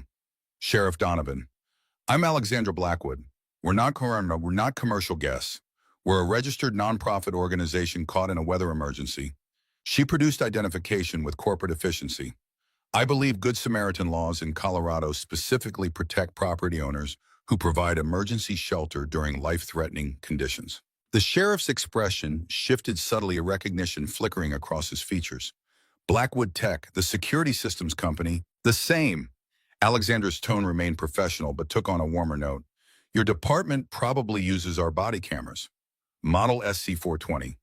We supplied most law enforcement agencies in this region after the federal grant program last year. Sheriff Donovan straightened slightly, reassessing the situation with this new information. He glanced at Coleman, then back to the room filled with women who were clearly experiencing genuine hardship. Good Samaritan laws do apply here, Mr. Coleman. I'm not seeing any violations that warrant immediate action during an active weather emergency. Coleman's facade cracked momentarily, frustration bleeding through. These people are clearly establishing unauthorized occupancy. The bank has concerns about property damage affecting their collateral position. The sheriff removed his hat, revealing close-cropped gray hair that matched the mountain's winter landscape. Bank concerns aren't emergency law enforcement matters, Richard. He turned to Jack. Your generator's down. Fuel line froze, then ran out of diesel, Jack confirmed. We're conserving wood for the stove. Managing for now. Sheriff Donovan nodded, making a decision that clearly disappointed Coleman. I've got an emergency propane heater in my vehicle. Not much, but it'll help until the plows get through. He returned his hat to his head. And I'll radio dispatch to prioritize this location for the county emergency services once the main road is clear. Coleman stepped closer to the sheriff, his voice dropping to an urgent whisper that still carried in the mountain air. Don, we discussed this. The zoning issues alone. The sheriff cut him off with a gesture that carried decades of authority. What we discussed was a routine check on stranded citizens. I'm seeing Americans helping each other survive. That's still legal in my county. He turned back toward his vehicle. I'll get that heater. Coleman remained on the porch, his calculated demeanor slipping further as his plan unraveled. This isn't over, Sullivan. The bank doesn't care about your motorcycle club charity case. Deadline's still deadline. Jack met his gaze without flinching. You might want to worry less about my property and more about what Ms. Blackwood's legal team is discovering about Madison developers' tactics. I hear predatory acquisition strategies are frowned upon by federal regulators. The veiled threat landed with precision. Coleman's eyes darted to Alexandra, who smiled with the confidence of someone who had faced down corporate sharks in boardrooms across the country. I've already submitted preliminary findings to my contacts at the Colorado Attorney General's office. Just routine due diligence for potential investment considerations, of course. Coleman retreated a step, recalculating his position with visible unease. This is still a straightforward foreclosure, Sullivan. Don't complicate it by making unfounded accusations. Alexandra's smile sharpened. Accusations become founded when supported by evidence. Silverwings rides with cameras these days, Mr. Coleman. Every conversation, every interaction documented for safety purposes. She tilted her head slightly. including your visit yesterday and your remarks about engineering financial pressure. The tactical reversal was complete. Coleman had arrived intending to use regulatory authority as a weapon only to discover he had walked into a carefully documented pattern of his own potentially illegal behavior. He retreated toward his jeep without another word, his body language communicating what his corporate training prevented him from saying aloud. He had been outmaneuvered. Sheriff Donovan returned carrying a small propane heater, seemingly oblivious to the tense exchange that had occurred in his absence. He handed the device to Jack with a nod of professional respect. Not much, but it'll buy you a few more hours. Plows are working from both directions. You'll have road access by afternoon if the weather holds. The sheriff departed with promises to check back once the county emergency teams could safely navigate the mountain. Coleman's jeep had already disappeared down the snow-covered road, leaving churned tracks that resembled a hasty retreat rather than a strategic withdrawal. Inside, the modest propane heater provided a psychological boost even greater than its actual thermal output. The immediate threat of hypothermia receded, allowing the group to focus on their next challenges. Jack and Alexandra conferred near the radio, which now received clearer transmissions as the storm system finally moved beyond the mountain range. "He's going to escalate," Alexandra observed, keeping her voice low to avoid alarming the others. "Men like Coleman don't retreat, they regroup and attack from another angle." Jack nodded military assessment, aligning with her corporate experience. "But he's rattled, made mistakes, revealed too much about his timeline and priorities. That gives us leverage." Alexandra studied the man beside her. His calm efficiency in crisis, his unflinching confrontation with Coleman, his constant attention to the needs of everyone in his care. In the corporate world, she had encountered countless men who projected strength through aggression and volume. Jack's quieter power was far more authentic and far more effective. The radio crackled again this time, with a transmission from another Silver Wings chapter approaching from the Colorado side. They had coordinated with the Wyoming group and expected to reach the North Star within 3 hours, bringing additional supplies and a portable generator. As if responding to this promise of reinforcements, the weather outside began to shift.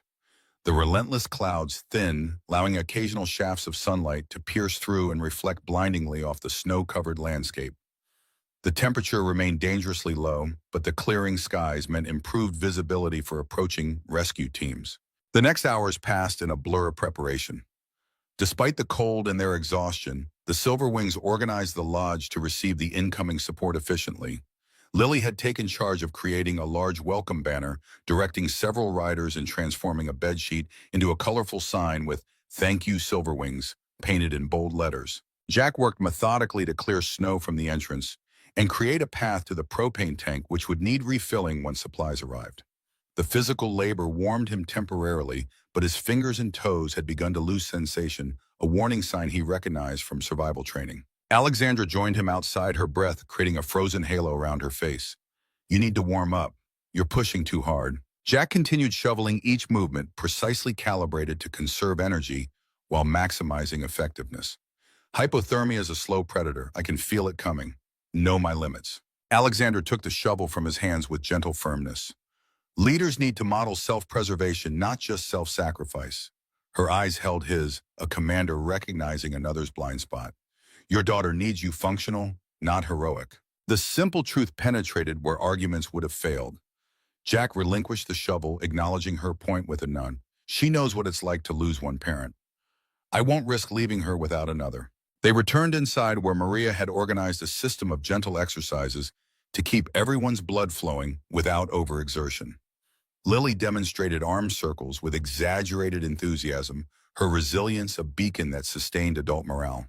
Jack watched his daughter, marveling at her adaptability, a quality Emily had possessed in abundance. The grief that usually accompanied thoughts of his late wife felt different now, tempered by new connections forming in this crucible of crisis. The distant sound of engines broke through the relative quiet, not one or two, but many growing steadily louder. Jack moved to the window, his heart accelerating at the sight that greeted him. A convoy of vehicles approached from the direction of the main highway, motorcycles, with sidecars modified for snow travel, four-wheel drive trucks with chains, even a small snowplow leading the formation. Alexandra joined him, her composed demeanor cracking slightly as emotion broke through. The Silver Wings cavalry had arrived, and they had brought an army. The next hour transformed the North Star Lodge from a desperate outpost to a hive of focused activity. The first riders through the door carried insulated containers of hot food medical supplies and fuel for both the generator and the propane tanks. Behind them came technical specialists with tools and replacement parts, followed by riders bearing warm clothing blankets and batteries for communications equipment. The reunion between Alexandra and her extended Silver Wings family carried the intensity of warriors who had feared for their comrades. Hugs were fierce but brief, immediately followed by status reports and coordinated assistance. Jack observed this seamless operation with professional appreciation. These women functioned with military precision despite their civilian status. A tall woman with a gray-streaked braid and the bearing of a career officer approached Jack directly. "You must be Sullivan? I'm Karen Mitchell Laramie Chapter. Army Corps of Engineers, retired." She offered a firm handshake. "Got your generator situation described to me. Should have you back up and running within the hour." The technical team immediately set to work diagnosing the generator issues and replacing frozen components with winterized alternatives. Another group established a temporary heating system using propane heaters placed strategically throughout the lodge. Medical personnel checked each person for signs of hypothermia or frostbite, paying special attention to the most vulnerable. Jack found himself momentarily displaced in his own establishment, no longer the primary caretaker, but instead one of the recipients of this wave of coordinated support. The sensation was unfamiliar, almost uncomfortable, until he spotted Lily moving happily among the new arrivals, proudly showing her drawings and introducing her Silver Wings to the newcomers. His daughter's joy provided permission to accept this unexpected community that had materialized around them. Alexandra coordinated the information exchange, gathering intelligence from the new arrivals while updating them on the situation with Coleman and Madison developers. A woman in her 40s with a lawyer's attentive expression took copious notes, occasionally asking clarifying questions about dates, specific statements, and documentation. "We've got enough for a restraining order at a minimum," the legal advisor concluded. "Possibly enough to trigger a regulatory review of their entire development project." Her eyes gleamed with the anticipation of a righteous fight. Nothing corporate developers hate more than sunshine on their backroom deals. Another rider introduced as their financial specialist outlined the resources that had been assembled to address the immediate foreclosure threat. The Silver Wings network had mobilized impressive support, a combination of emergency loans, direct contributions, and skilled volunteers willing to help rehabilitate the property to increase its revenue potential. The numbers they presented left Jack momentarily speechless. The combined pledges exceeded his outstanding debt by a significant margin, with additional resources earmarked for critical infrastructure improvements. What had seemed an insurmountable financial crisis just days ago now appeared solvable, challenging, still but within the realm of possibility. By late afternoon, the North Star Lodge had undergone a remarkable transformation. The generator hummed with renewed purpose, heat flowed from multiple sources, and the main room bustled with over 40 people engaged in various aspects of the recovery effort. Maps were spread across tables, showing the locations of additional Silver Wings chapters mobilizing support. A makeshift communications center had been established coordinating activities across multiple states. Jack found Alexandra near the window, momentarily separate from the organized chaos, as she watched additional vehicles arriving through the now cleared road. The steel in her spine remained, but her features had softened with the relief of successful reinforcements. "I never expected this scale of response," Jack admitted, joining her at the window. "This is beyond anything I could have imagined." Alexandra's gaze remained on the approaching vehicles. Silver Wings was built for exactly this purpose, mobilizing quickly to help those who deserve support but find themselves isolated. Her eyes shifted to meet his. Usually it's women escaping dangerous situations or veterans facing systemic barriers. But the principle remains the same: no one should have to fight alone when they've already proven their courage. The simple eloquence of her statement resonated with Jack's Marine ethos more deeply than elaborate speeches ever could. Before he could respond, Karen approached with news that demanded immediate attention. "County Plow just radioed. They've cleared to the main junction, but they've also got news. Coleman's at the bank in town right now trying to push through emergency foreclosure proceedings based on unauthorized commercial activity and property endangerment." Karen's expression was grim but determined. "He's making his move while he thinks we're still isolated and disorganized." Alexander's response was immediate. "Get the legal team on the phone with our banking contacts, then prepare the documentation package we assembled." She turned to Jack. "We need to send representatives into town immediately." show the bank physical evidence of Coleman's tactics and our counter-documentation. The situation had escalated to its critical phase. Coleman, recognizing the threat posed by the Silver Wings mobilization, had advanced his timeline, attempting to secure legal control of the property before their counteroffensive could be fully deployed. It was a desperate gambit, but potentially effective if executed before they could respond. "I should go," Jack stated, already reaching for his jacket. "It's my property, my fight." Alexandra placed a hand on his arm, her grip gentle but insistent. "You're needed here with Lily with the recovery operation." She nodded toward three women already preparing to depart. "Our legal team has handled dozens of these situations. They know exactly how to present the evidence for maximum impact." Plus, she allowed a small, fierce smile. "Coleman won't be expecting them instead of you. That gives us a tactical advantage." The military reasoning penetrated Jack's protective instinct. He nodded, accepting the strategic wisdom while still struggling with the sensation of entrusting this crucial battle to others. His entire adult life had been defined by personal responsibility as a Marine, as a husband, as a father, as a business owner. Delegation of something this essential challenged his core identity. Alexandra recognized this internal conflict with uncanny accuracy. "Trust runs both ways, Marine. You trusted us with shelter when we needed it most. Now trust us with this," her voice lowered, intended for him alone. "The bravest thing a leader does sometimes is let others fight while he secures the base." The legal team departed with comprehensive documentation and real-time communication links to both Alexandra and their network of financial experts. The North Star fell into a tense waiting pattern, continuing recovery operations while awaiting news from the confrontation happening miles away in the town's small bank building. Lily, sensing the undercurrent of adult concern, despite efforts to shield her, sought out her father with unusually direct questions. "Are we going to lose our home?"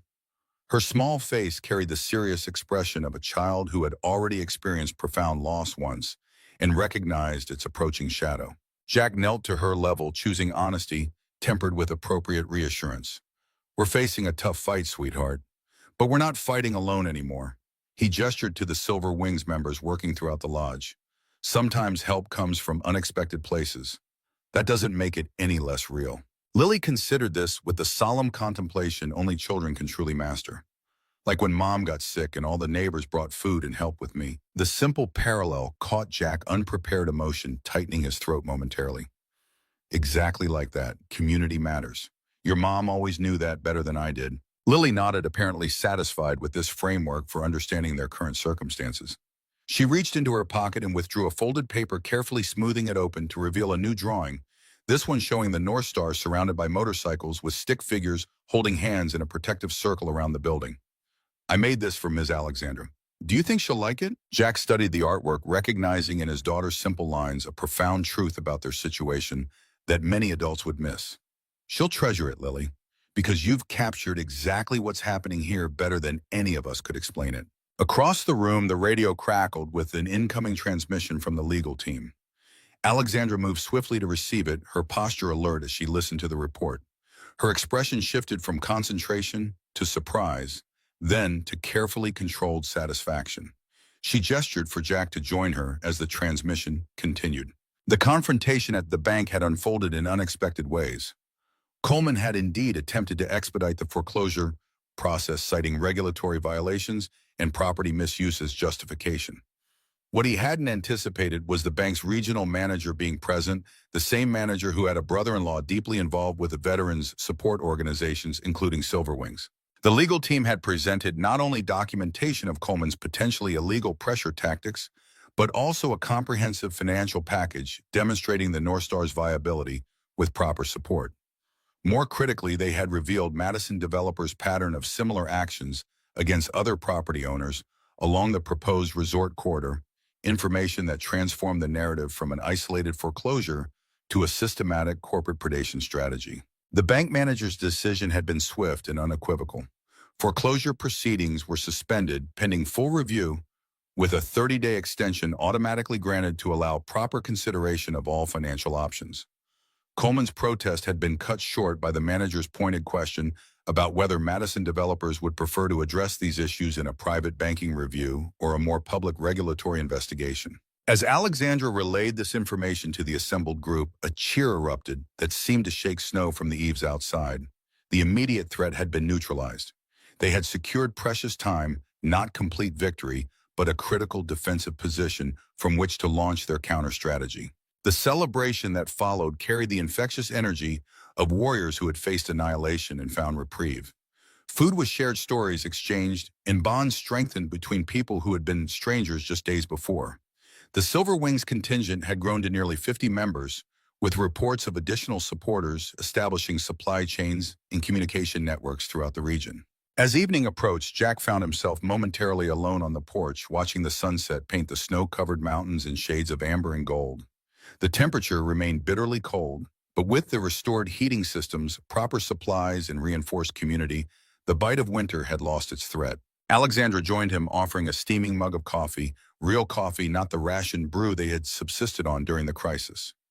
They stood in companionable silence for several minutes, each processing the dramatic reversal of circumstances in their own way.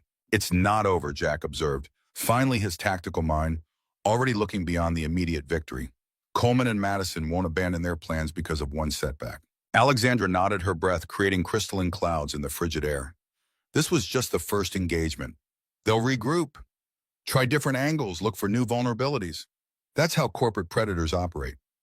But she turned slightly to face him. They've lost the element of surprise, and they've severely underestimated their opposition. Jack surveyed the collection of vehicles now surrounding the North Star Motorcycles, trucks, and SUVs bearing license plates from 6 different states. The impromptu community that had formed inside represented something powerful, something Coleman's financial algorithms and corporate strategies had failed to account for in their calculations. What happens when the road's fully clear? Jack asked the question that had begun to form in his mind as the immediate crisis abated. When the emergency ends and normal life resumes, Alexandra sipped her coffee, considering the question with the seriousness it deserved. Some riders will depart, others will arrive. The network remains active until the situation stabilizes completely. Her gray eyes met his directly. "Silver Wings doesn't abandon missions halfway, Sullivan. That's not how we operate." Before either could address the deeper implications of this statement, Lily burst through the door, her excitement palpable. "Daddy, Ms. Karen fixed the big radio and now there's music. Come listen, everyone's dancing." The child's joy provided perfect cover for postponing more complex conversations. Jack allowed himself to be pulled back inside, where indeed the atmosphere had transformed from tactical operation to impromptu celebration. Someone had connected a music player to the lodge's ancient speaker system, filling the space with classic rock that several riders were enthusiastically dancing to while continuing their recovery work. The scene struck Jack with unexpected emotional force, the North Star vibrant with life and laughter in a way it hadn't been since Emily's passing.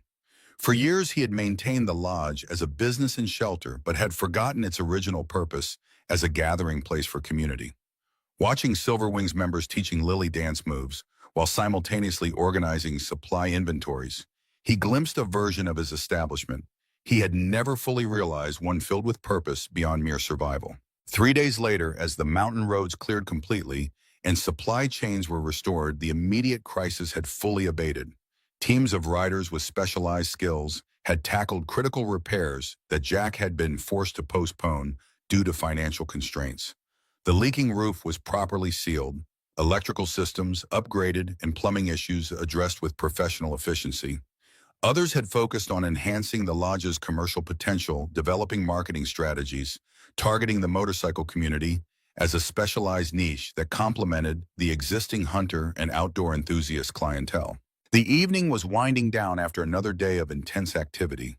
Many riders had departed for their homes or moved on to other chapters, but a core group remained committed to seeing the North Star's transformation through to completion.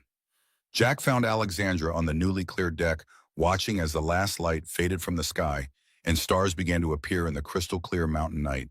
"Have you given any thought to what happens next?" she asked without preamble. "Your bank extension is good for 30 days. Madison Developers isn't going away. They need this property too badly to surrender after one defeat." "I've been thinking about it nonstop," Jack admitted. "The financial package your team assembled is solid. I can clear the debt and have enough for critical upgrades. But long-term sustainability is trickier. Winter seasons are harsh up here. We need a steadier revenue stream." Alexandra leaned against the railing, her profile outlined against the darkening sky. What if the North Star became something new? An official waypoint on the Silver Wings network, a designated safe haven and resupply point for motorcycle groups across the Rockies. We have chapters crisscrossing these mountains from spring through fall. Having a permanent veteran-run base would be invaluable. Jack considered the proposal, seeing both opportunity and challenge. This place has always been for travelers, a refuge from the road. But can motorcycle traffic alone sustain it through the seasons? Not alone. Alexandra turned to face him fully. But combined with your existing clientele of hunters and outdoor enthusiasts, plus expanded winter services for emergency crews and maintenance teams, she offered a rare, genuine smile. I've run the numbers, Sullivan. It works, especially with regular Silver Wings events and rally points. Their conversation was interrupted by the distinctive sound of engines approaching. Not motorcycles, but the now familiar rumble of Coleman's Jeep Cherokee, followed by several black SUVs with tinted windows. Jack's posture shifted instantly to alert readiness. Looks like Coleman brought reinforcements this time, Alexandra observed, already moving toward the door to alert the others. Security team by the looks of those vehicles. Jack's jaw tightened. He's escalating, trying to intimidate through show of force. Within minutes, the Silver Wings security team had mobilized, taking defensive positions throughout the lodge. Lily was moved to a safe location with Maria, while others prepared to document whatever confrontation might unfold. Jack stepped onto the porch, deliberately positioning himself in the headlights' glare to demonstrate his refusal to be intimidated. Alexandra and Karen flanked him with several other Silver Wings members, establishing a second line just inside the doorway. Coleman approached, flanked by 4 men whose bearing and positioning screamed professional security. They wore unmarked black parkas and moved with the coordinated precision of those accustomed to physical intimidation. "This charade ends now," Sullivan Coleman stated flatly, his corporate veneer completely replaced by raw frustration. He gestured to the lodge and the vehicles surrounding it. "You've turned a simple business transaction into a circus. My patience is exhausted." Jack remained motionless, his marine stillness contrasting with Coleman's agitated movements. "Your bank didn't seem to consider it a simple transaction once they had all the facts. Perhaps you should reconsider your approach." Coleman stepped closer, lowering his voice, though the intensity increased. "Madison Developers has invested millions in this development corridor. We have commitments to investors, to the County Economic Development Board." His gaze flicked to Alexandra and back. "Do you really think your motorcycle club charity case changes anything? I can outlast whatever temporary funding they have arranged." Alexandra's voice cut it through the night air with precision. "Madison's funding structure is leveraged against land acquisition completion by third quarter. Your investors in Chicago and Dubai are already nervous about the delays." Her smile contained zero warmth. "Did I mention I sit on an investment board with your primary financier? Amazing what comes up in casual conversation." The calculated revelation landed visibly, Coleman's confident posture faltering momentarily. The security contractors exchanged glances, sensing the shift in power dynamics. "This property will be part of Blue Ridge Resort one way or another," Coleman stated flatly. "The economics are inevitable. All you're doing is delaying while driving up costs for everyone." Jack studied Coleman with the careful assessment of someone who had evaluated enemy combatants in multiple conflict zones. He recognized the desperation beneath the bluster, a man whose professional reputation and financial future were increasingly tied to a specific outcome that was slipping from his control. "There's always another way," Jack replied, his voice calm but carrying. "One that respects what's already here instead of destroying it. One that builds community instead of displacing it." Coleman laughed, the sound harsh in the cold mountain air. "Community, this failing bar in the middle of nowhere." His gesture encompassed the North Star with dismissive contempt. "Don't overestimate your importance, Sullivan. You're a rounding error in the economic projections." From the doorway behind them came a small voice, clear and unexpected. "This is our home." Lily had appeared between 2 Silver Wings members, her expression solemn as she surveyed the confrontation. "And these are our friends." The simple declaration from a child shifted the emotional temperature instantly. Coleman's security team looked distinctly uncomfortable, their professional detachment compromised by the presence of an 8-year-old defending her home against grown men in the night. Coleman recognized the public relations disaster unfolding and retreated a step, recalibrating his approach. "My dispute isn't with you, young lady. Business matters are complicated. Sometimes change is necessary for progress." Lily regarded him with the unfiltered assessment only children can truly deliver. "My dad says progress that hurts people isn't really progress. It's just greed wearing a nicer coat." The devastating simplicity of her statement hung in the air, impossible to counter, without appearing morally bankrupt. Coleman's face flushed with a combination of embarrassment and anger. He gestured sharply to his security team, who began retreating to their vehicles without requiring explicit instructions. "This isn't over," Sullivan Coleman stated, the threat in his voice undermined by his tactical retreat. "The economics don't change because you've got temporary support." Jack remained motionless until Coleman had returned to his vehicle, the small convoy reversing course down the mountain road with less coordination than their arrival had displayed. Only when the last taillights disappeared around the bend did he turn to find Lily and lift her into a protective embrace. "Sorry, Daddy. I know I am supposed to stay inside when there's trouble, but I heard that man being mean about our home." Jack held his daughter close, pride overwhelming any impulse to reprimand her for the rule violation. "You spoke the truth, Lily, just like your mom always taught you to do." His voice softened further. "She would have been so proud of you tonight." The confrontation had been brief but significant. Coleman's attempt to intimidate through show of force had backfired dramatically, undermining his position while strengthening the bonds between the North Star and its defenders. Over the following weeks, the transformation of the North Star accelerated. The Silver Wings network continued to provide resources, expertise, and a steady stream of visitors that helped establish the lodge's new identity. Legal pressure mounted against Madison developers as evidence of their predatory practices was submitted to regulatory authorities. Coleman himself was eventually removed from the project after investors grew concerned about negative publicity and potential investigations. The foreclosure was not only halted, but resolved entirely when the Silver Wings financial package was formally accepted by the bank. The debt was cleared, critical infrastructure improvements were completed, and a sustainable business model was established that protected the North Star's independence while integrating it into the broader motorcycle community network. 6 months later, spring sunlight spilled across the newly expanded deck of what had once been the North Star Lodge. The freshly painted sign above the entrance now read "Steel Refuge" in bold lettering with smaller text beneath, "Where all roads lead home."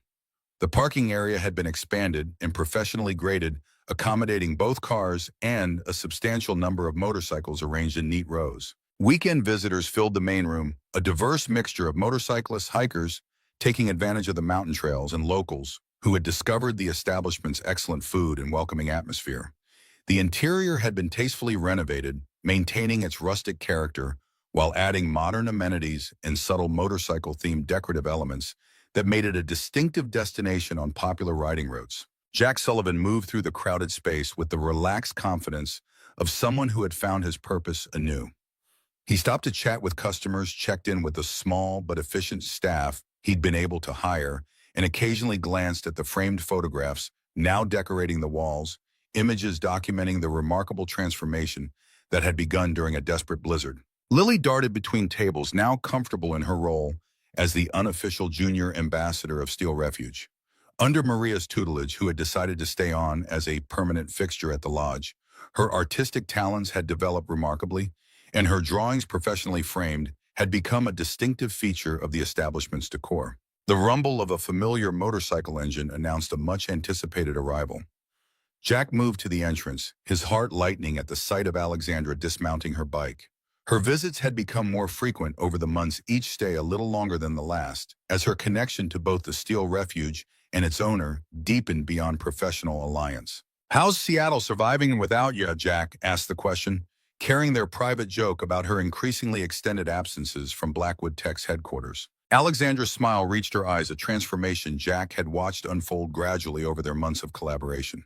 "The executive team is discovering they can function without my physical presence for more than 48 hours.